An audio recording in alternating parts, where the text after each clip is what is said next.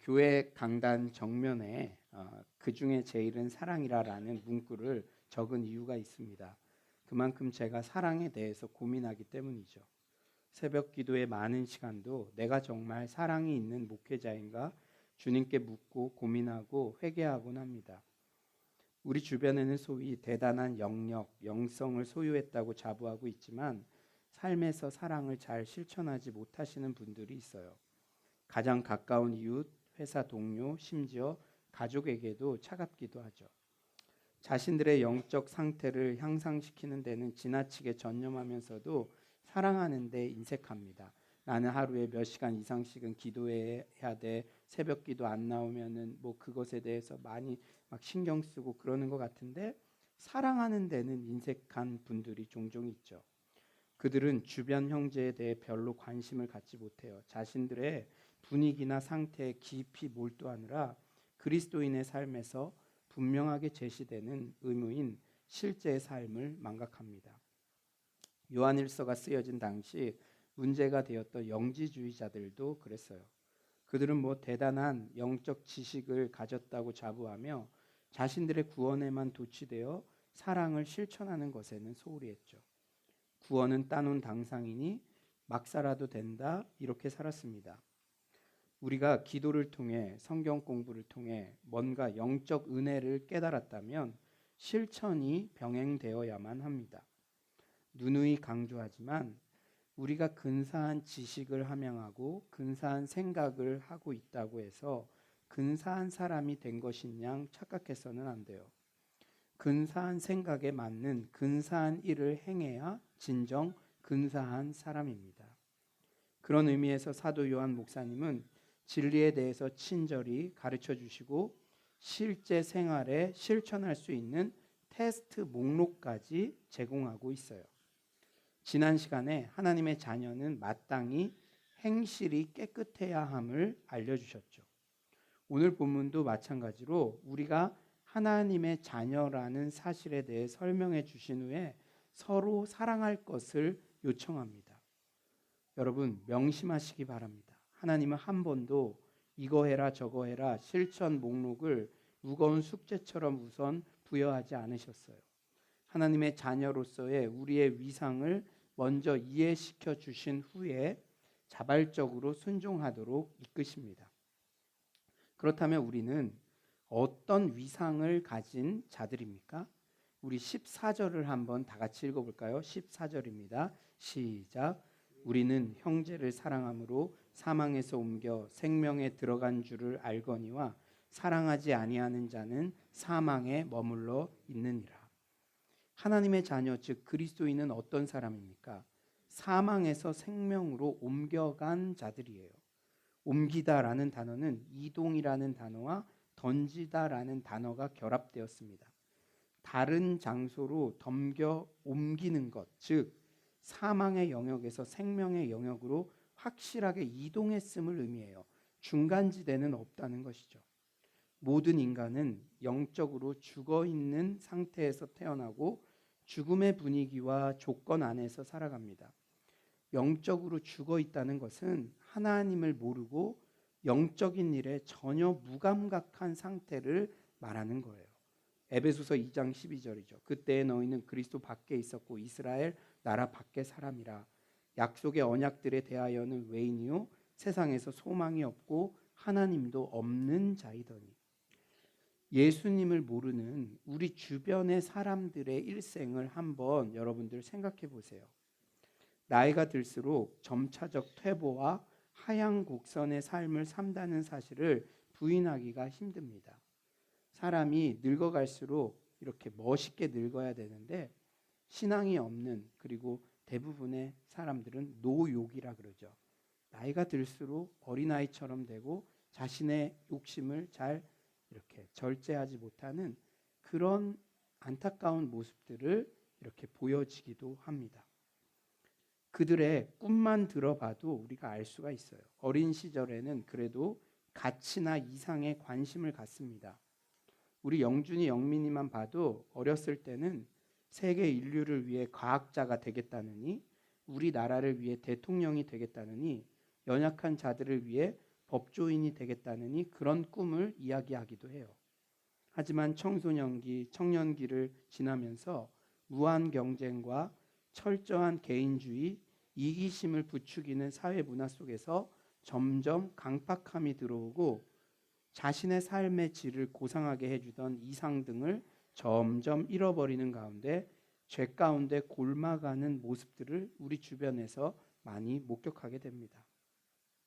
젊었을 때는 이상과 사회 정의를 외치던 주인공이 기득권자가 되어 자신이 너무나 속물로 변해버린 현실을 개탄하는 장면은 드라마나 영화에서 심심치 않게 등장하죠.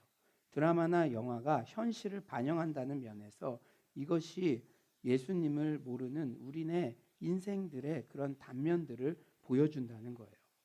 하지만 하나님께서는 우리를 사망에서 생명으로 옮겨주셨습니다. 그분은 우리를 깨워주셨어요. 지식에까지 새롭게 함을 입은 근본적 본성의 변화가 일어난 것입니다.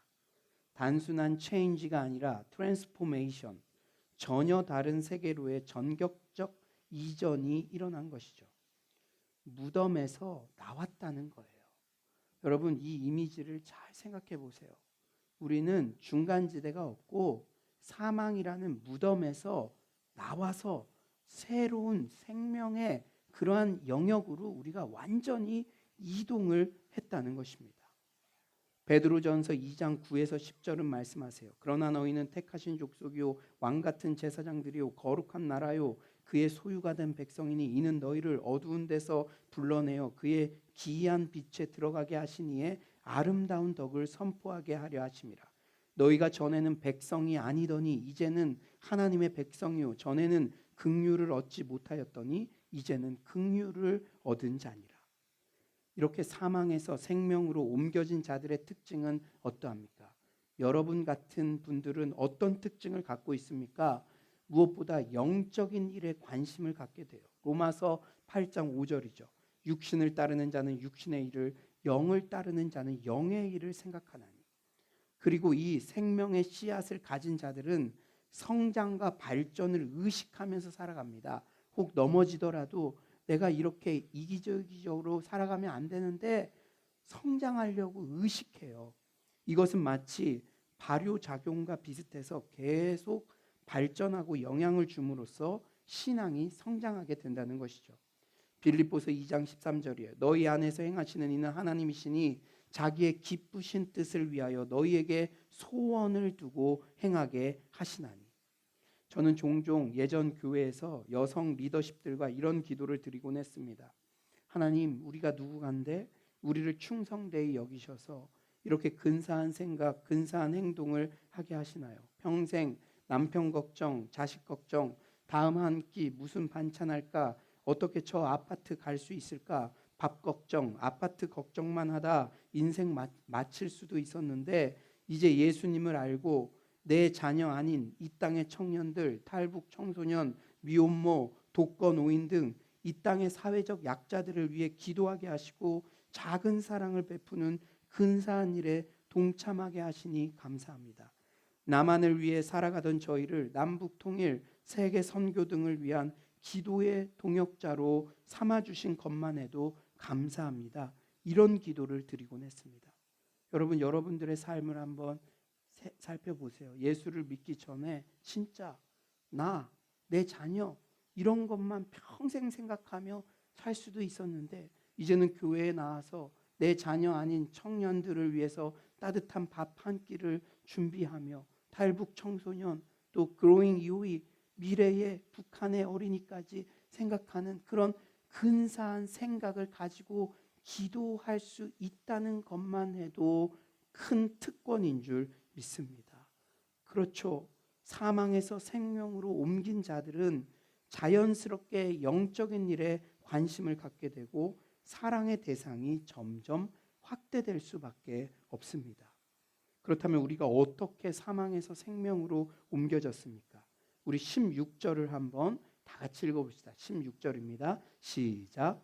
그가 우리를 위하여 목숨을 버리셨으니 우리가 이로써 사랑을 알고 우리도 형제들을 위하여 목숨을 버리는 것이 마땅하니라.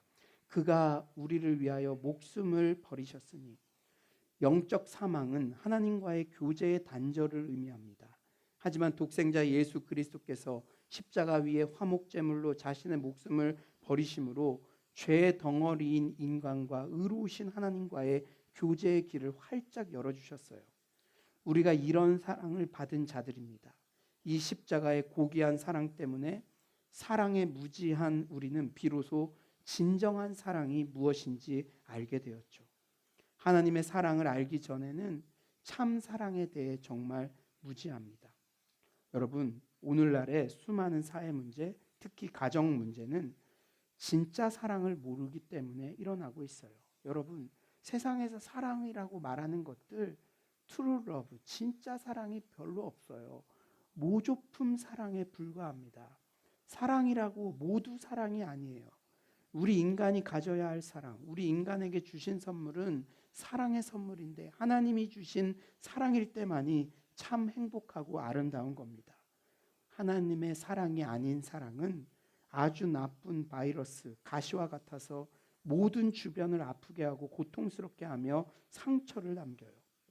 혹 오전에 시간이 있는 권사님들, 가정주부들, 웬만하면 아침 드라마 즐겨보지 마시기 바랍니다. 그 시간에 기도하고 말씀 보세요. 아침 드라마 내용이 죄다 무엇입니까?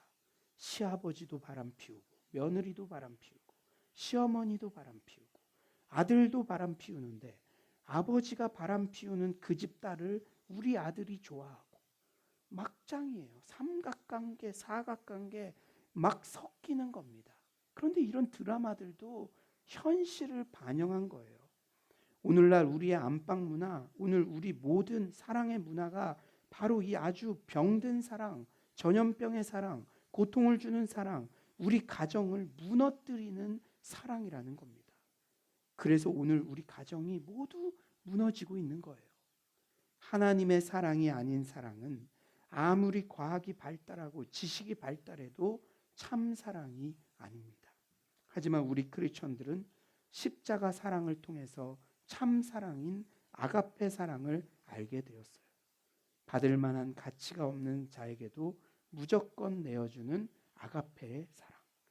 자기만을 챙기며 살아왔던 우리들이 십자가의 이타적 사랑을 접하면서 비로소 참 사랑을 배우게 됩니다. 그리고 그 사랑을 상대방에게 베풀므로써 그 사랑만이 그 상대방의 변화를 가져온다는 것이죠. 우리가 예수님께서 나를 위해 목숨을 버리신 그 사랑을 알 때 참 사랑을 비로소 알 수 있고, 그 참 사랑을 우리의 동료, 우리의 자녀, 배우자에게 전할 때 그 대상이 비로소 변화된다는 거예요. 여러분, 사람은 잔소리로 변화되는 것이 아닙니다. 사람은 사랑만으로 변화되는데 우리가 가짜 사랑에 속기가 쉽다는 것이죠. 오로지 십자가 사랑, 예수님 사랑을 통해서만 참 사랑을 알게 되고, 그 참 사랑을 통해서만 우리의 이웃과 가정과 자녀가 변화될 수 있다는 사실을 명심하시기를 바랍니다. 누누이 강조하지만 사도 요한 목사님은 먼저 우리의 신분을 밝히고 우리가 해야 할 실천 사항을 제시하세요. 오늘 본문도 마찬가지죠. 지금까지의 내용을 정리하면 다음과 같습니다. 우리는 예수 그리스도의 십자가 사랑으로 사망에서 생명으로 옮겨진 하나님의 자녀들입니다. 그렇다면 우리는 어떻게 살아야 할까요? 거저 받았으니 거저 주어라. 우리 또한 형제를 사랑하는 것이 마땅하다는 것입니다. 우리 11절을 한번 다 같이 읽어볼까요? 11절입니다. 시작. 우리는 서로 사랑할지니 이는 너희가 처음부터 들은 소식이라. 처음부터 들은 소식이라는 거예요. 너희가 오늘 사도 요한 목사님이 말씀하시는데 오늘 새롭게 들은 소식이 아니라 너희가 이미 처음부터 들은 소식이다. 뭐를? 서로 사랑하라. 소식, 즉 앙겔리아라는 단어. 여러분, 천사를 엔젤이라 그러죠. 즉 앙겔리아라는 단어는 하나님의 대리자가 전해주는 기쁜 소식을 말해요. 즉 서로 사랑하라는 권고는 예수님과 직접 동거동락했던 사도들이 예수님으로부터 직접 듣고 계속 강조해 왔던 메시지라는 것이죠. 실제 예수님께서는 십자가 사건을 앞두고 전하신 마지막 메시지인 요한복음 13에서 17장에서 제자들에게 서로 사랑하라고 한 번만 말씀하신 것이 아니라 여러 번 반복해서 말씀하셨어요. 여러분, 예수님이 십자가 지시기 전 마지막 메시지에서 반복해서 한 번도 아니고 여러분들이 지금 예수님이 제가 예수님인데 십자가 지기 전에 마지막 설교를 했다고 생각해 보세요. 그런데 계속 반복해서 하신 말씀이 뭐라고요? 서로 사랑하라. 제가 한번 읽어드릴게요. 요한복음 17장 12절이죠. 내 계명은 곧 내가 너희를 사랑한 것 같이 너희도 서로 사랑하라 하는 이것이니라. 17절 내가 이것을 너희에게 명함은 너희로 서로 사랑하게 하려 함이라. 요한복음 13장 30에서 35절 새 계명을 너희에게 주노니 서로 사랑하라. 내가 너희를 사랑한 것 같이 너희도 서로 사랑하라. 너희가 서로 사랑하면 이로써 모든 사람이 너희가 제 제자인 줄 알리라.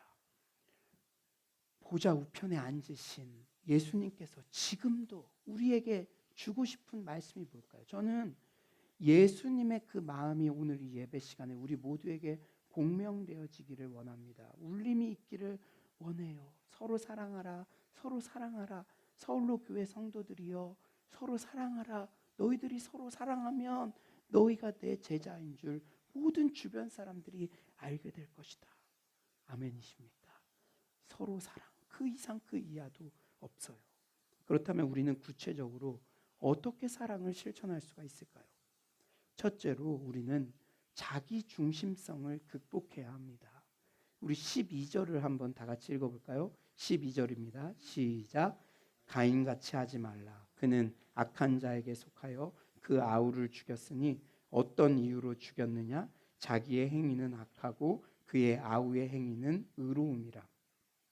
여러분, 저는 이 말씀을 이렇게 묵상하면서 형제는 형제를 사랑해야 되잖아요. 근데 우리 영준이, 영민이가 제가 상상하기도 싫은데 영준이가 영민이를 죽였다?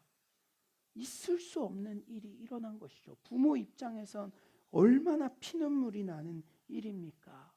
그런데 우리의 인생의 선배들이 그런 일을 저질렀어요. 이 살인을 보면 죄가 우리 인생에서 어떻게 작용하는지를 알 수가 있습니다. 가인은 형제 아벨을 시기하고 질투했죠. 그를 미워했는데 죽이기까지 미워했습니다. 무엇이 가인으로 하여금 그렇게 하도록 했습니까? 하나님께서 가인의 제사는 연락하지 않으시고 아벨의 제사만 받으시자 가인이 분노했고 급기야 아벨을 죽였어요. 이것이 자기 중심적 삶이에요. 내가 얼마나 하나님을 찬양하기 원했는데 나의 것은 하나님이 거들떠도 안 보시고 하필이면 아우 것만 받으시다니. 여러분 잘 들으십시오. 자신들이 소유하지 못한 것을 소유한 것처럼 보이는 자들을 미워하는 자기 중심적 사고가 우리 안에 내재되어 있다는 것입니다.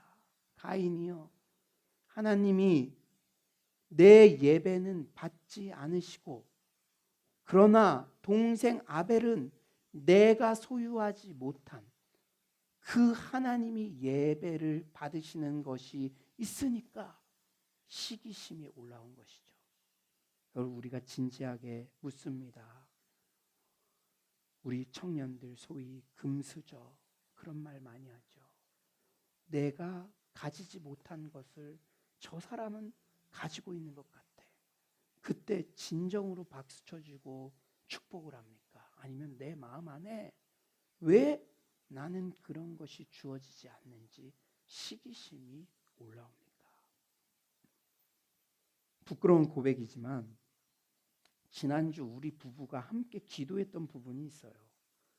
주변 동료들이 교회 개척을 하는데 물론 그들이 잘 되기를 기도하지만 참 부끄럽는데 너무 잘 되는 건 좀 우리가 좀 더 잘 되고 나서 순간 방심하면 이런 부끄러운 마음들이 들어올 수 있음을 경계하며 부부가 함께 마음을 다잡고 함께 기도했습니다.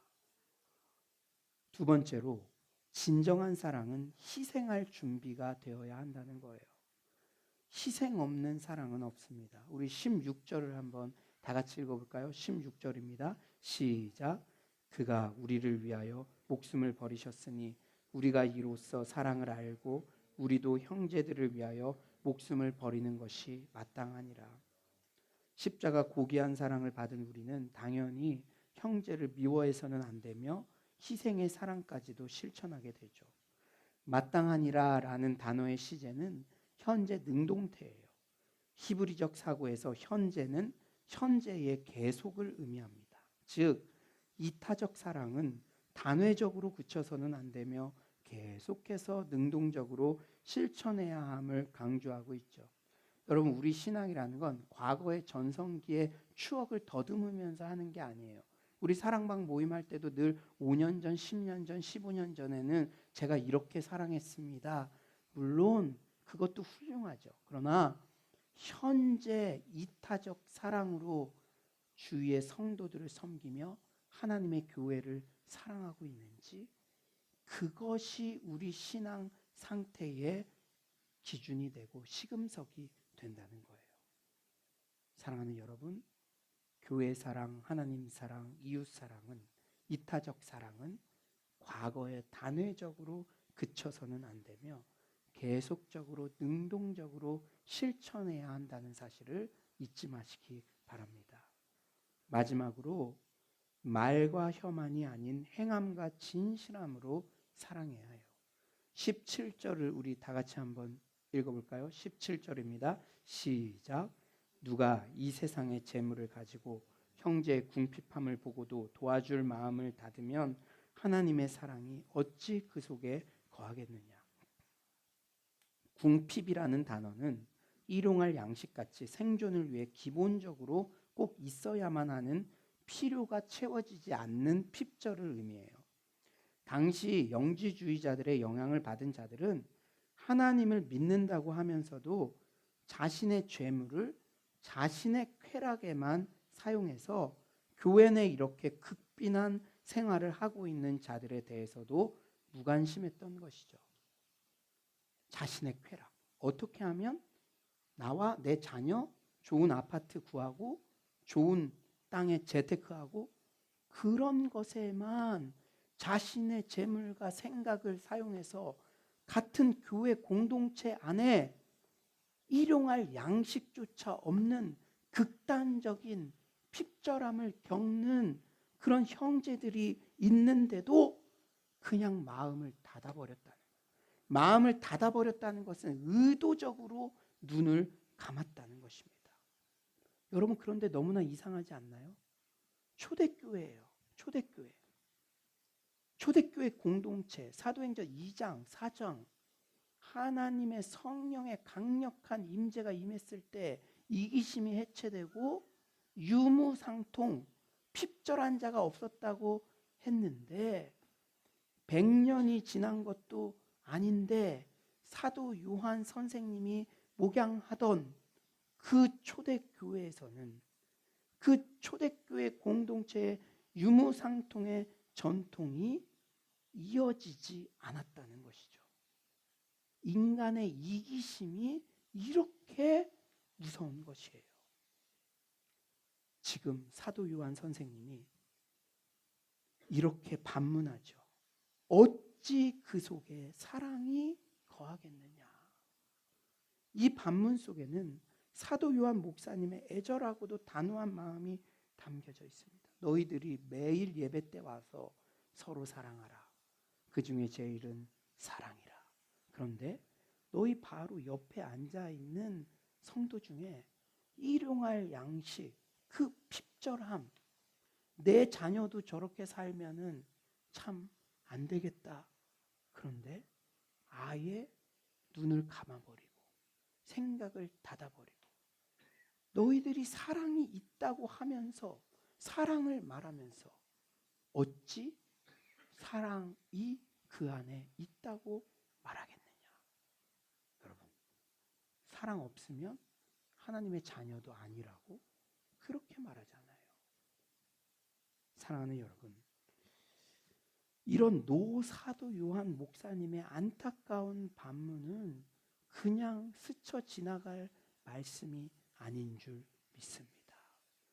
우리에게도, 우리 공동체에도 묻고 있다는 것이죠. 이제 마지막 18절에서 사도 요한 목사님은 구체적 행동 지침을 제시합니다. 18절 우리 다 같이 한번 읽어볼까요? 18절입니다. 시작. 자녀들아, 우리가 말과 혀로만 사랑하지 말고 행함과 진실함으로 하자.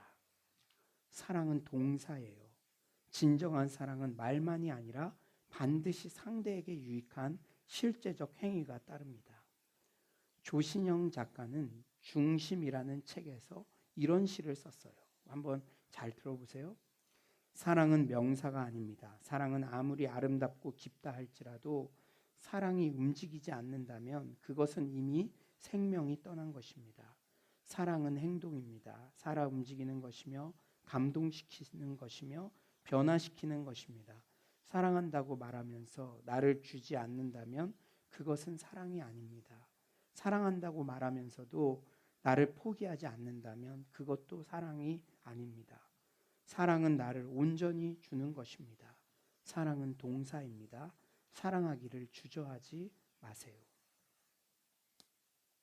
사랑하는 성도님들, 행함과 진실함으로 사랑합시다. 우리가 말과 혀로는 설교 시간마다 듣잖아요. 깨닫잖아요. 그러나 근사한 생각을 깨달았다고 해서 어떤 영적 카타르시스를 예배 때 느꼈다고 해서 근사한 사람이 된 거 아니에요. 말과 혀로만 사랑하지 않고 행함과 진실함으로 사랑할 때 비로소 우리가 하나님의 자녀라는 그 증거를, 열매를 세상 사람들에게 보여주는 것입니다. 아무쪼록 오늘 하루가 가기 전에 우리 부모님, 자녀, 이웃에게 행함과 진실함으로 한번 안부 전화 한번 드려보세요. 점심 먹기 전에 전화 드려서 부모님 사랑합니다. 아무개야, 내가 너를 정말 사랑합니다. 사랑한다. 사랑을 동사로 실천해 보시기를 바랍니다. 제가 여러분에게 고백할 게 있는데, 제가 오늘 예배 드리기 전에 참 많이 회개를 했습니다. 우리 보이지 않는 청년들, 남성 성도님들, 그들을 보면서 내가 지난 일주일 동안 얼마나 행함과 진실함으로 사랑을 표현했나. 그러면서 주님, 이 예배 시간에 주님이 직접 그들의 마음을 좀 신방해 주세요. 제가 그렇게 기도했는데 우리 사랑방 리더들, 우리 앞선 임원들, 남성 리더십들, 우리 보이지 않는 영혼들에게 지난 한 주 동안 그들을 위해 기도하고 연락하고 사랑을 실천하는 것, 행함과 진실함으로 하는 것만이 사랑인 줄 믿습니다. 이제 말씀을 정리하겠어요. 독일의 문호 헤르만 헤세의 어거스티스라고 하는 책에 이런 내용이 있습니다. 어떤 노인이 아주머니를 찾아와서 안고 있는 아이의 소원을 들어주겠다고 그렇게 해요. 아주머니는 우리 아이는 많은 사람의 사랑을 받고 살기를 원한다고 그렇게 말합니다. 그래서 이 아이는 어려서부터 부모에게 사랑을 받고 나가서 친구에게 사랑받고 나중에는 국가의 사랑을 받고 온 세계의 사랑을 받았습니다. 그러나 이 아이는 전혀 행복하지 않았어요. 오히려 성격만 버렸죠. 교만해지고 나 혼자 잘난 줄 알고 내가 최고인 줄 알면서 친구도 없고 아무것도 없이 나중에는 인생을 실패했습니다. 패배자가 되었어요. 가난했어요. 이런 교만한 사람이 어디 가서 누구를 섬기며 누구를 사랑하겠습니까? 가정도 무너졌죠. 다 무너졌습니다. 그의 주변에는 아무것도 없었어요. 거지가 되어서 이곳저곳을 헤맬 때 그 노인이 다시 나타났습니다. 여보게, 자네 고생하네. 자네 소원이 또 있는가? 내가 자네 소원을 들어줄게. 이 실패한 거지 노인이 말했습니다. 우리 어머니가 내게 잘못 심어주었습니다. 그 잘못된 소원 때문에 내가 이렇게 불행하게 되었습니다. 이제 여생을 하루를 살지라도 남을 사랑하며 살게 해주세요. 이제는 모든 사람을 사랑하며 살게 해주세요. 내가 사랑을 받을 때는 사랑한 사람만 좋아하고 그 외에는 다 미워했는데 이제는 모든 사람을 사랑하게 해주세요 했답니다. 우리는 이미 십자가의 그 고귀한 사랑으로 사망에서 생명으로 옮겨진 하나님의 자녀들입니다. 우리가 이미 그런 사랑을 충분히 받았으니 이제는 서로에게 사랑을 구체적으로 베푸는 삶에 한 발짝 다가가시기를 간절히 축원합니다. 나 중심성을 극복하며 형제를 위해 희생하기를 힘쓰며 행함과 진실함으로 사랑을 실천하는 서울로의 모든 성도님들이 되시기를 간절히 축원합니다.